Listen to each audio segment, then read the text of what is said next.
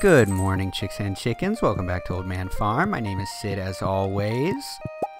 We have that pale ale for Pam. So that's cool, because we're going to head to town today anyway. I'm going to buy a backpack. Go ahead and make another mayo. Do our announcements, and then on to my scathing review of the new Little Mermaid movie.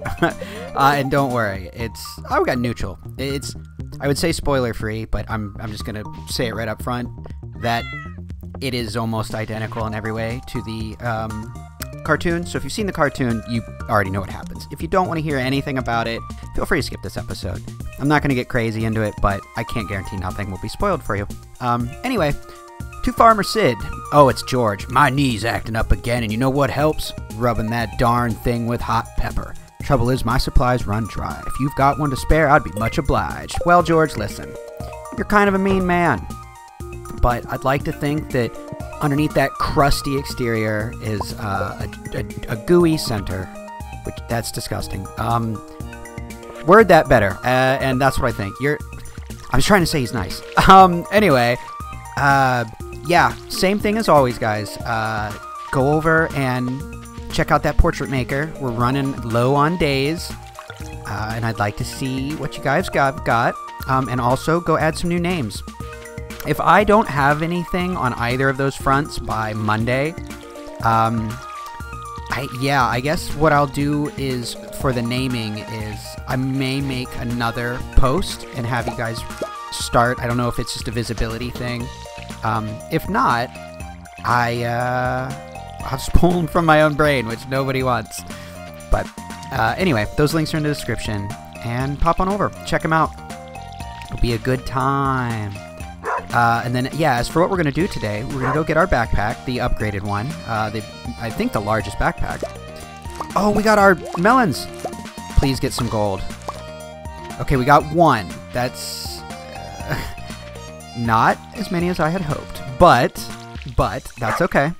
We still have, like, another dozen. And I think all we need is one more golden melon from that dozen. So that's not too bad. Not too bad at all. And we got a few more hops. We'll go ahead and make another pale ale because, you know, may as well. That's the only reason we grew hops, was to make it into cerveza. So, anyway, on to the Little Mermaid. I believe in yesterday's episode I had mentioned that I take some issue with the original Little Mermaid. And, you know, the more I thought about it, I sort of, I don't know, ruminated on it, and after watching this one, I will say that some of those things I think are addressed in a very minor hand-wavy way, but still, it's not bad. I would say if you like the original Little Mermaid, you are going to really like this new one. It is very, very similar. They changed very little, and I personally think that's a good thing. I'm a big fan of, if it's not broke, don't fix it. I don't think they need to be making all these remakes of classic Disney films in the first place. But if you're going to, you should, I think, try to keep it as true to the original as possible, and update it in the ways it needs updated. AKA, I don't really need you to rewrite the songs. The songs were good, right? I think, at least from what I remember. I don't need, I don't know, I don't really like, I told you, I don't really like the remake of The Lion King, because part of what's so cool about Disney films is the amount of emotion and the way they humanize, you know, not fully anthropomorphize, but humanize animals, you know, like that's, chickens, you know, Simba, and, you know, Scar and Timon and Pumbaa, everyone had a lot of emotion on their face, and they lacked that in the CG remake because they tried to make it look real, and kudos to them, it does, but I believe some of that quote-unquote Disney magic is lost in that, and you have that in this remake. You know, all of the animal characters look realistic. They don't have emotive faces. Now, since I expected that, I was just like, okay, it is what it is. I'm just going to not think about it and enjoy it, you know, as is. And if done so, you know, the voice work was great. Awkwafina's in it, and I love anything Awkwafina does. I was very excited about Melissa McCarthy being Ursula. As I stated yesterday, I love... Oh, no. No, Sid. Oh, good. I didn't sell it. Oh, I about had a panic attack. I thought I sold that melon. I'm too busy talking over here. There we go. I love Ursula. You know, horrible person, great character. I think I'm one of those people that tends to think that villains are the more interesting of the characters most of the time. You know, I don't know. I mean, I think Darth Vader is far more engaging than Luke, right? Like, is he a role model? Of course not. But I think he's a better character. So I really like Ursula, and I think Melissa McCarthy did a very good job. I think everyone did a good job. Javier Bardem was great. Halle Bailey. Oh, we have a cutscene. Oh, it's Andy. Oh God, I hope he doesn't blow up at everybody. Hey there, Susan. Oh, Andy, I don't see you that often at Pierre's. I know, she's a Joja schmuck. Joja has a lot of good, cheap stuff, but they don't carry my favorite jerky. Speaking of which, mind grabbing that bag there for me? Sure.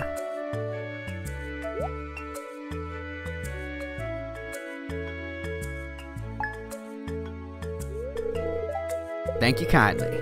Ain't nothing beats this here brand. Oh, is there a budding romance here? Hi, guys. Just got all the SV characters. Hi, sweetie. Buying supplies today? Yeah, Pierre always has what I need. Yeah. Down with Joja. Ah, Sid is here too. Hey. Oh God, there's Marnie. Don't forget me. Is Gus gonna chime in next? Haha, would you look at that? All the farmers of Stardew Valley right here. Yay us! Oh, well, that was great. There was no point or purpose to that other than, hey, this is your community. Everybody love everybody. That's great. That was awesome. I'm really glad we stumbled into that one. All right, we have the deluxe backpack. What was I saying? I honestly forget. Jesus, I don't even remember. But okay, I'll just kind of start back off. But like I had said, one of the things that kind of bothers me. All right, one second. Let's talk to George real quick. Took you long enough. Well, it's good and spicy at least. Thanks. Well, okay. This wasn't the nicest way to put it, but hey, George isn't the nicest man. I'm not obviously I'm not the first, only, or even an original person to say that the Little Mermaid, the idea that, you know, I said it yesterday, I'm not going to reiterate it, but, you know, I think there's just a lot to be said about the whole loses her voice to fall in love with a guy, the first guy she sees, blah, blah, blah, blah, blah. Well, they sort of address that in a very basic way, in that when she first sees Prince Eric, she is not all googly-eyed about him physically or anything like that. It is strictly she's interested because he holds similar views to her about other cultures, and he holds similar views, you know, to her about like other cultures and experiencing other people, and being open to new experiences, and not wanting to sort of rule the way their parents rule. So she is more interested in him in line of his ideals rather than just, ooh, a man, you know what I mean? And I think that works better. And don't get me wrong, like, he's a good-looking guy. You know, he's easy on the eyes, especially in the eyes. So that's not the problem here. I totally get it. And, you know, and I was thinking about it, like, you really can't, or at least I can't think of a way to write The Little Mermaid without completely changing it, without making it a story of, I mean, it's Romeo and Juliet. At the end of the day, it's you know what I mean? It's Romeo and Juliet. So it kind of just has to be what it is. But I like that they at least threw just a little sprinkle of flavor in there, enough that it didn't feel quite so, that's that old school Disney mentality of, I mean, let's think about it, you know? Beauty and the Beast is Stockholm Syndrome. as my girlfriend put it, Aladdin is just lie to the girl and she'll love you anyway. And yeah, I guess it kind of, you know, so there's a lot of those things in Disney movies. And I think this was maybe not, you know, didn't fix everything, but it's definitely a step in a direction that I think gave a little bit more, you can sort of more feel where the characters were coming from. It was less empty-headed princess garbage, and I mean, it was still, you know, Disney princess garbage, which is great, but it, I don't know, they tried to round it out a little bit. So anyway, I could go on and on and on. I did enjoy it. I thought the songs were great, like very well done. And I will say though, seeing it in a theater, boy, some of the notes that Ariel hits were ear-splitting. Just not in a bad way. It's not like she was hitting sour notes or something. They were just very loud, you know. It probably wouldn't be quite so bad in a home setting. I mean, unless you have like a great audio setup. But anyway, that's the end of my tirade. I thought it was worth watching. As far as the Disney remakes go, I think this is probably the best one, because it didn't try to, I don't know, it changed what it needed to update it without gutting the story, but it also didn't change so much that it was it didn't feel like the same thing. So that was good. Definitely say, if you're into Disney or The Little Mermaid specifically, definitely go check it out. And like I said, Ursula was great. I mean, at the end of the day, just go see it for Ursula. She is the bomb. Anyway, back to Stardew. There we go. I'm going to really try to hit floor 45. I would love that. Because we have been, you know, just bopping around floor 40 to 45 for like a week. I am terrible at the combat, if you can't tell. I'm at a half health. I'm not really paying a terrible amount of attention, though, if we're being completely honest. Oh, they have a, what is that, a rainbow geode? Is that what that's called? Omni geode, yeah. Oh, hey, we made it. Oh, mission accomplished. And you know what? Just in time. We're gonna go head back. I want to go by the bar, see if we can't find Pam, give her this pale ale. And then we'll probably head back to the house, sell the few things, sort out our goods, and continue with our day. Probably do a little tree chopping. Give a gift to Marlin, because we're trying to get those hearts up. Who are you? Cassandra. Oh, hi, I'm busy. Drake. The valley is in good hands with a revered adventurer like Marlin at the helm. Yeah, I really want to get Marlin's storyline rocking. I know that he has one. I know it involves his boat, and I guess there's like another country, or another city, something you can go to, that involves more of the Adventurers Guild and those mysterious, you know, wizardy looking folks. So I'm super stoked to check that out. So we'll just kind of, when we remember, pop over and give him something. Here you go. Have a sweet pea. We love Robin.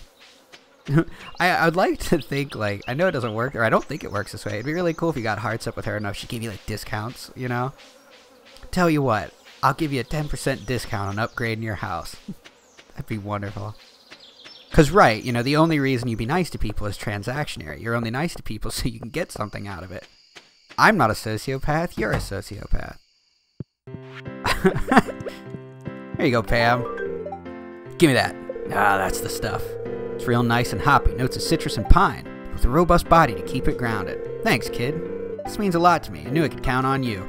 I'm not gonna lie. I really like IPAs. Like you said, I don't drink anymore, but I do like IPAs. This ain't that bad. Thank you kindly for the gift.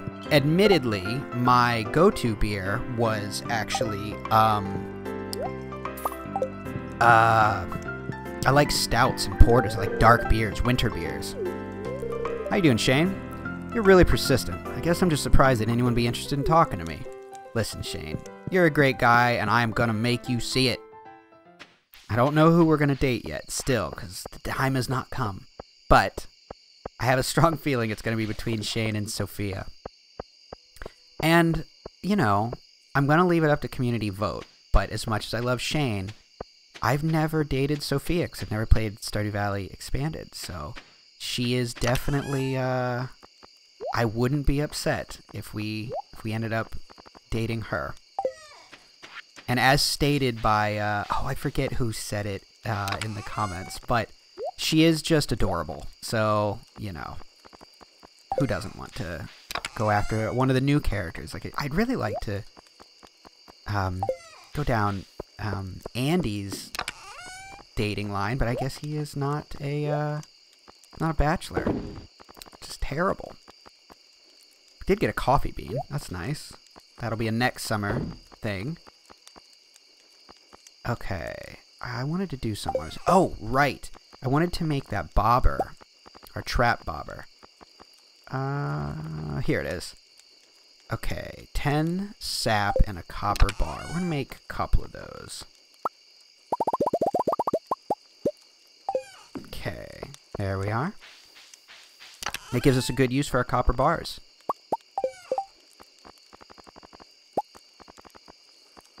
There we go. 2 of those. We'll go ahead and equip one right now. We'll keep the other in tow. I don't mind it, especially now that we have the 3 bars. In fact, we're going to keep that up on our main bar. What else did I want? I wanted to check. I think there was... Whoops. Get that money from Pam. There was something else. Right, that's what I wanted, the quality sprinkler, but we need the gold bars. Preserves jar. Oh, never mind. We need the stone. Okay, we're not going to worry about the preserves jar yet because we need quite a bit of stone. We are getting closer, though. We are getting closer.